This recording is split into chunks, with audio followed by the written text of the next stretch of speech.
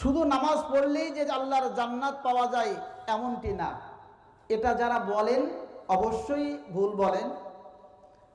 আর আমরা যারা ভেবে বসে আছি শুধু শুক্রবারের দিন নামাজ পড়তে গেলাম আর জান্নাত মনে হয় মামার বাড়ি চলে যাও, ফস করি না, এমন কোনো ব্যাপার না।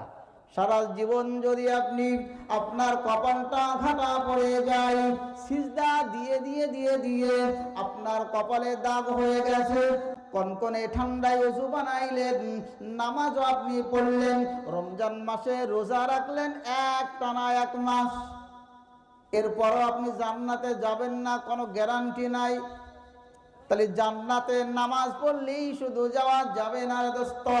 ও যুবক জওয়ানেরা, ও আমার আম্মা জানেরা, শুনে নেন, একটা জিনিস আপনার ভেতরে থাকা লাগবে। বলে জিনিসটা হুজুর কি?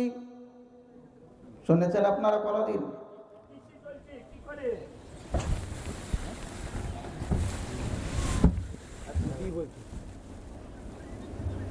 আচ্ছা বলছি ভাই, আমরা দোয়া করি। গ্রামের একটা খবর খারাপ।